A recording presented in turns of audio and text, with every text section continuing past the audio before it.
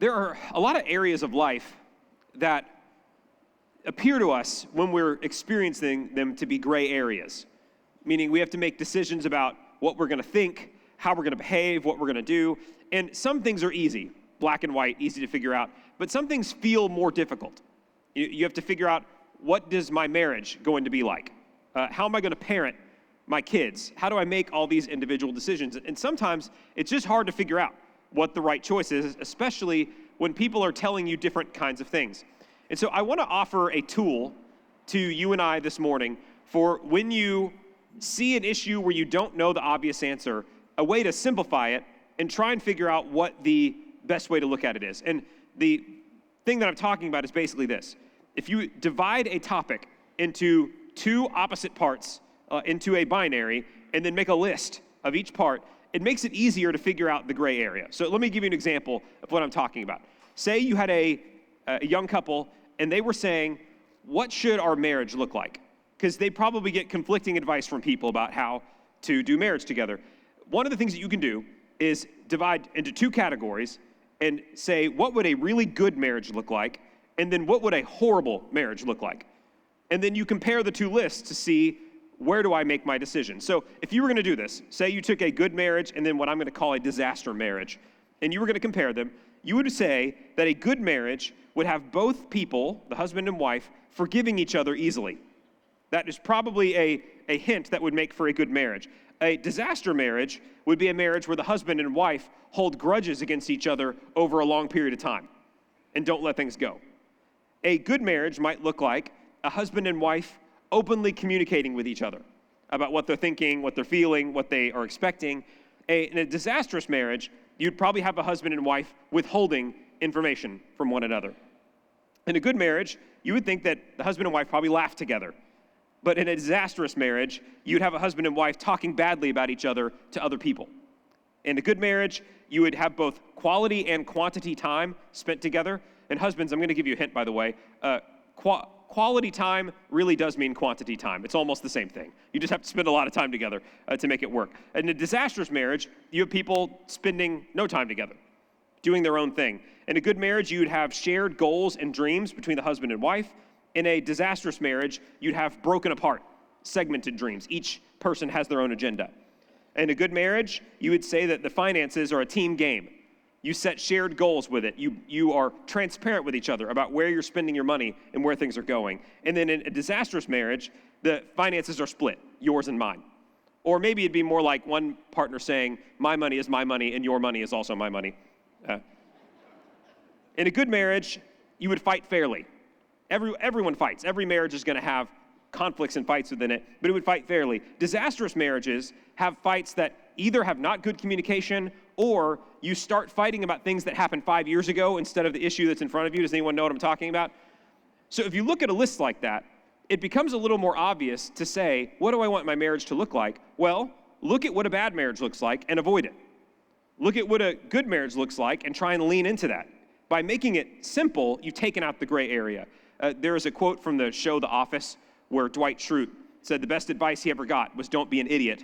And he said, whenever I think I'm about to do something, I say, would an idiot do that? And if they would, I do not do that thing. Pretty smart. So if you take a gray area, complicated thing with not easy answers, you can simplify it, divide it into two parts, and then make a choice after. I'll give you another example of this. Say that you were going to hire an employee. You're a business owner or a manager, and you have to hire someone. That's, again, a gray area. It's hard to know what you're looking for. No candidate is perfect. But one of the things that you can do is you can make your list. What would an ideal A-plus employee look like for me? And what would a horrible employee look like for me? Dave Ramsey calls these thoroughbreds. Those are the good employees. And a donkey is a bad employee. So if you were looking at the list, an A-plus employee would be a team player, works well with others, is not selfish. A disastrous employee would be selfish. They're in it for themselves. A A-plus employee looks loyal. A bad employee would be disloyal. An A-plus employee would be energetic, happy to be there, bringing energy to the office. And a bad employee is lazy, bad energy. An A-plus employee would be a self-starter, meaning they don't have to be handheld in everything that they do. They'll take things and run with it. A bad employee has to be handheld with everything. A good employee would be trustworthy. A bad employee would have to be watched at all times to make sure that they're not doing anything unethical. A good employee, this is one of my favorites, a good employee brings good vibes. They make things feel good in the office. It makes everyone else happy to be there. But by the way, if you're working and you are not the best or most technically, incredible at whatever you're doing, one thing you definitely can do is if you can be a good vibes person in the office, no one's going to want to see you go anywhere if they make you feel better. A bad employee sucks the life out of a room. I told you Dave Ramsey calls these thoroughbreds and donkeys, and he says the hard part if you're hiring someone is that every donkey is trying to pretend that they are a racehorse, right? They go into the interview and they're saying everything that they want to say. But he says about this, if you watch closely and long enough, a donkey cannot help themselves. They could be pretending to be a racehorse, but eventually they're going to ee-haw, in the middle of talking.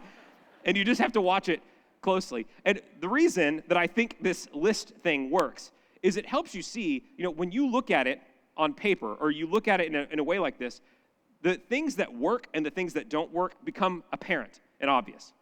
It's not just that if you want to be a good employee, you have to check individual boxes. It's that a good employee looks like something after a while. They bring energy to the room. They work hard. They get things done. People are happy to work with them. A bad employee, they might be good at some things, but they suck the life out of the team. They make things difficult. Other people don't want to work there. And it's obvious when you watch it. This week, I ended up coming across a movie for research purposes. And by research, I mean I was having a good time watching it. But it was a documentary about the NBA USA Olympic team from 2008.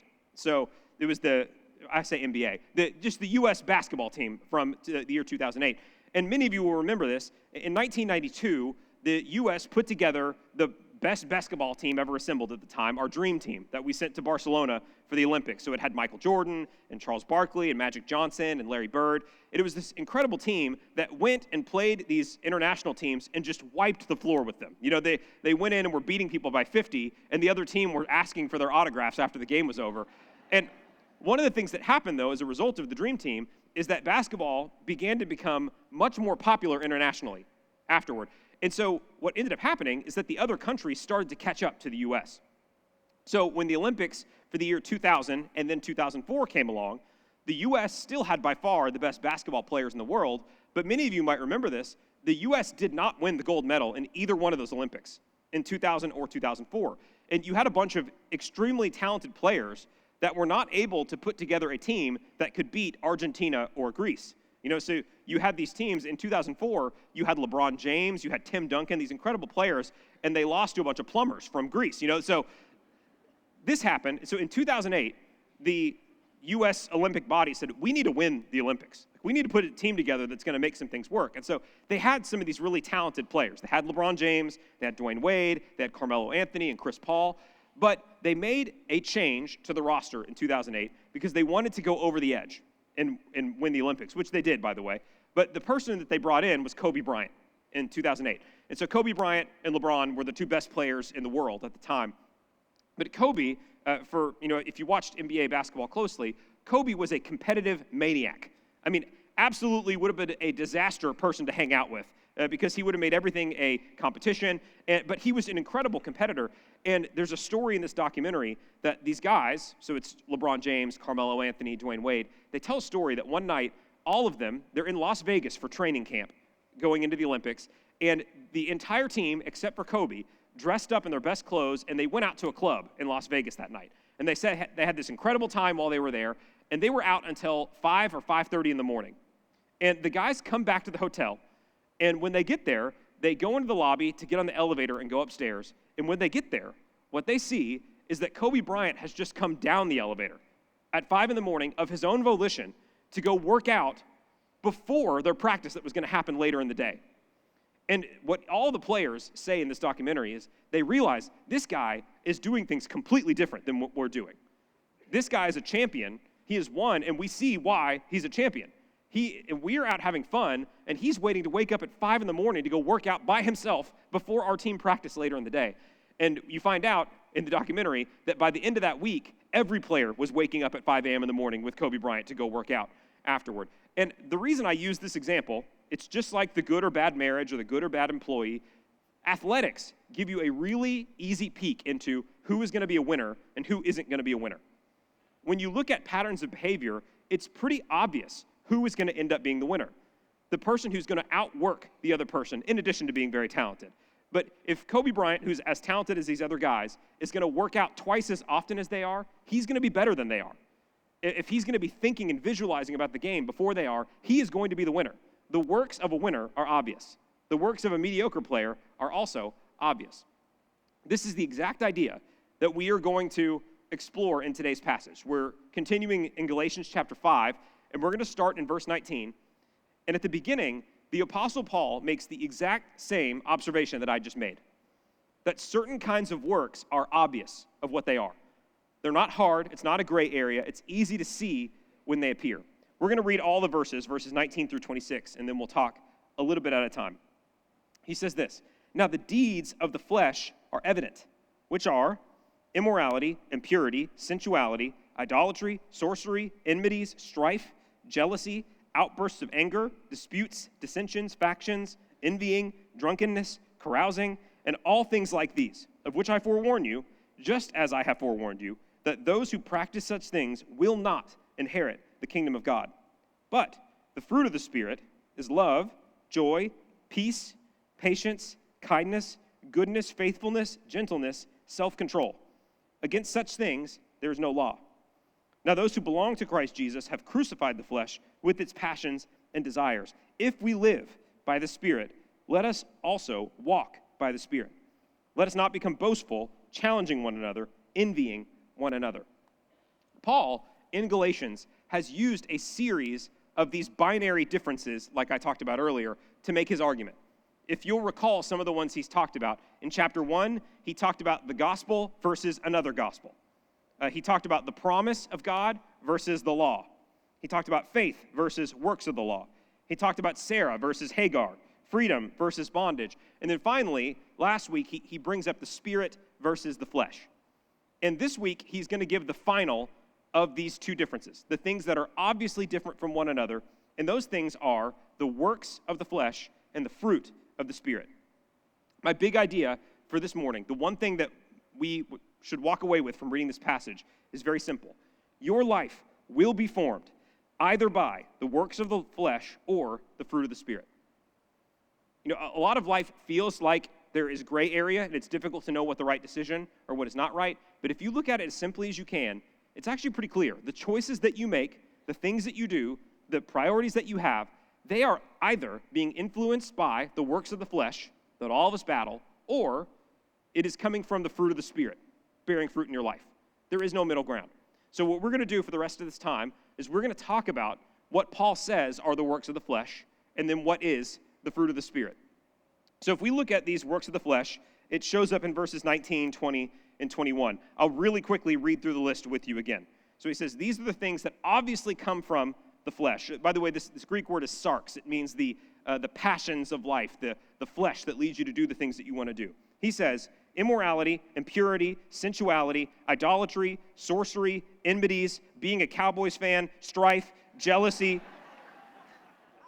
outbursts of anger, disputes, dissensions, factions, envying, drunkenness, carousing, and all these things along this category. He says, when you look at the life of a person and their actions, it is obvious if they are being motivated by their flesh. It's easy to see it. It looks like the same thing or the same types of things every time. I want to divide these things that he listed into a few categories, Cowboys fans notwithstanding. The first area that he talks about in the works of the flesh are things that end up looking like sexual sin in some way or another.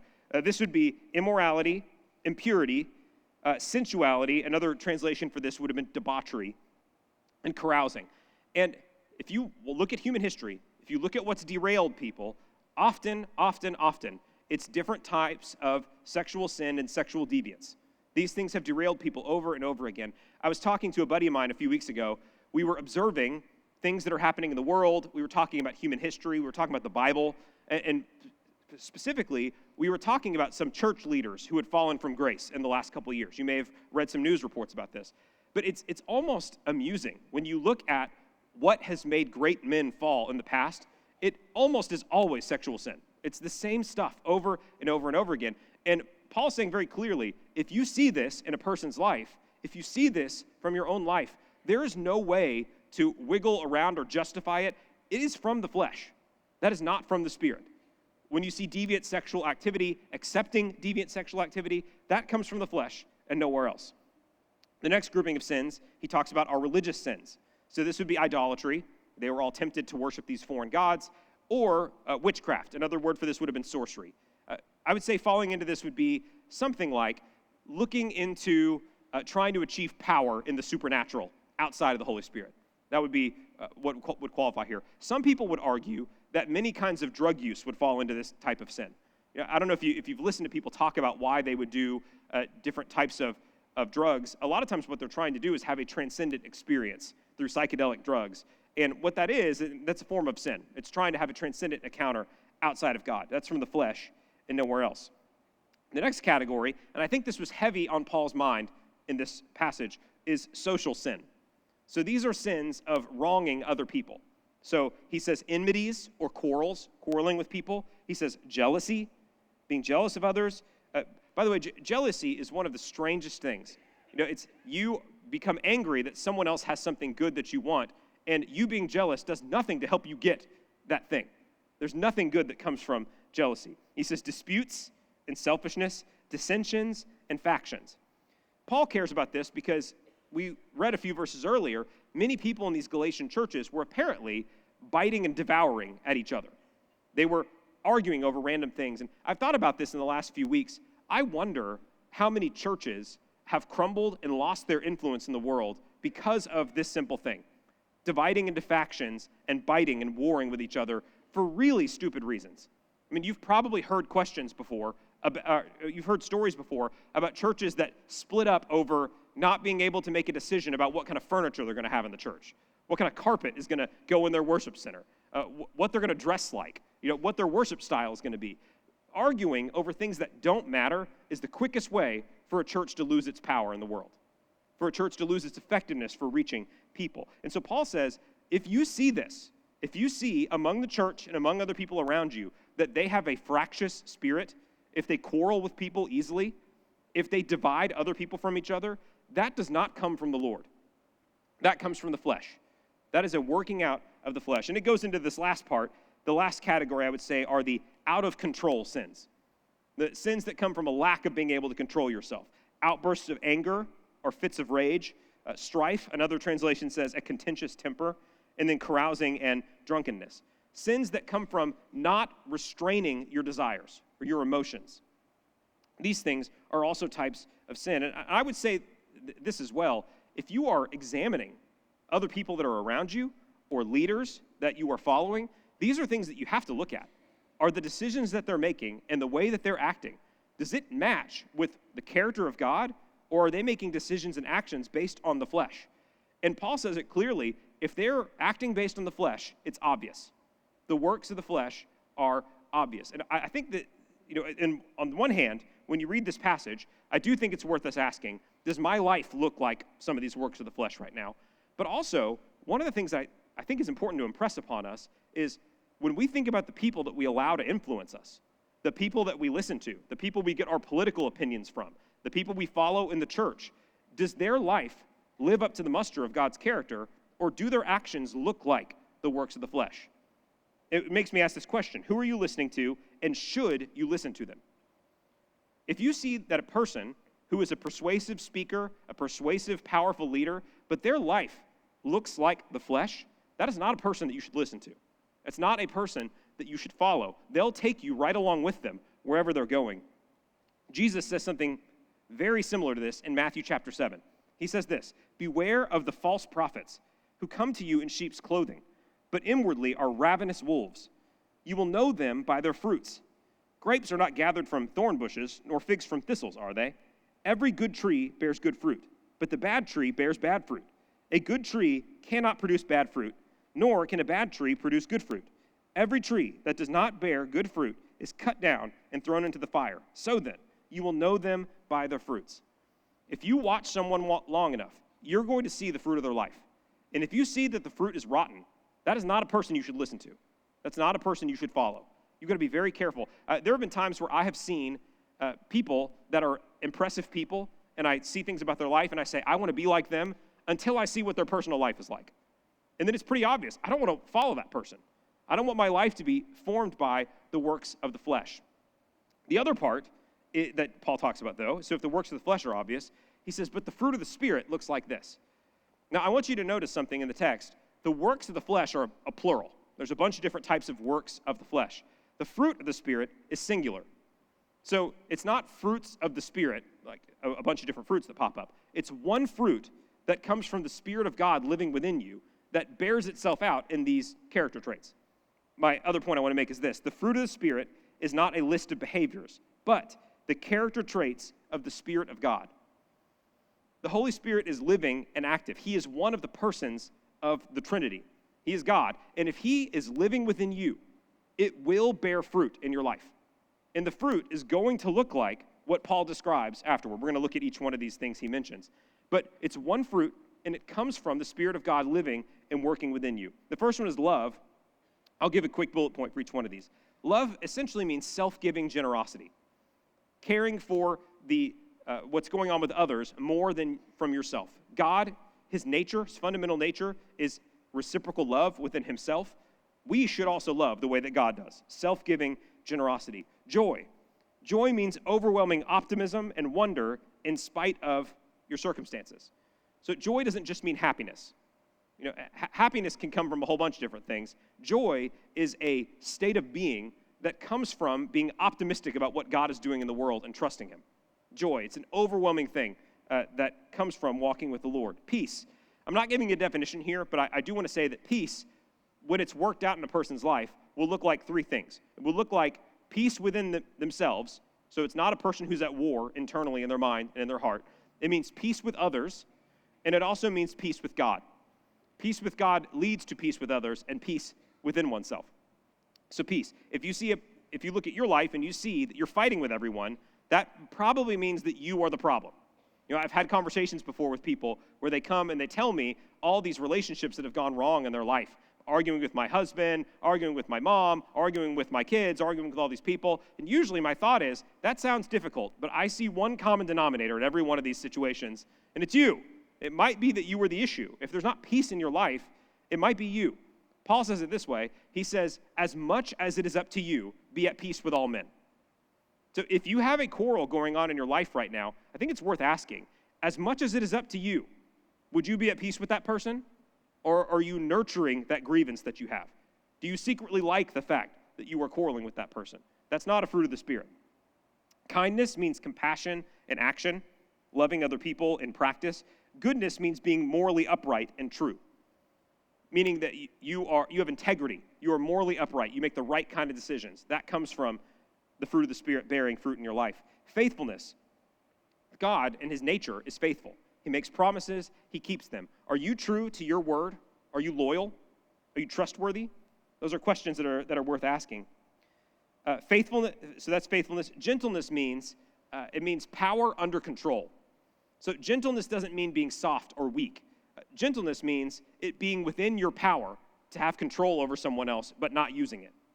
I'll give you an example of this. When you go to a restaurant or anywhere and you have someone serving you, at that moment, you have a degree of power over that other person.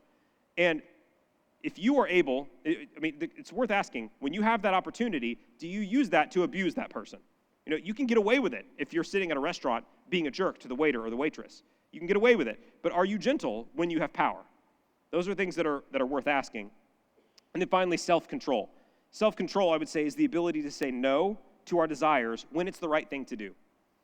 I think this has impressed itself on me quite a bit reading this passage. I think self-control might be the fruit of the Spirit that we culturally overlook the most. In our culture right now, it is popular to just affirm whatever someone's desire is. Oh, you desire that? You go do you. You do what makes you feel good. Well, no, it tells us here, one of the aspects of the Spirit of God is self-control.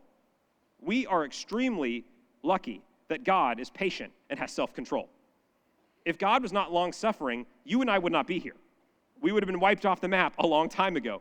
And so if you find in your life that you don't have patience for people, that you don't have self-control to restrain your emotions and your reactions, that is not righteous anger.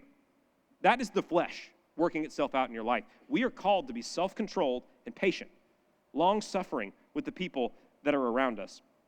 Self-control means self-control in your appetites, your desires, in your emotions, not lashing out. You notice one of the works of the flesh was fits of rage, a quick temper, and then in your responses to other people.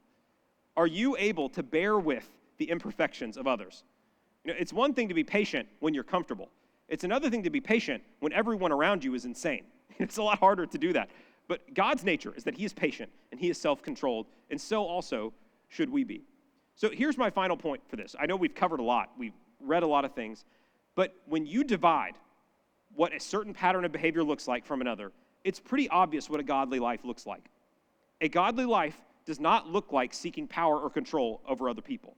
A godly life does not look like sexual sin. A godly life does not look like having a short temper. It looks like having the Spirit of God influence your life and have his character show itself in your actions. What we believe as Christians is that the Spirit of God lives within us, indwells within us, and changes us and transforms us. And so the couple questions that I want to ask you pretty simply are this. When you look at the sum total of the decisions you're making right now, what does it look like? It's going to be obvious one way or the other. Does it look like that you are motivated right now by the flesh? Or does it look like the Spirit of God is transforming you to become like him?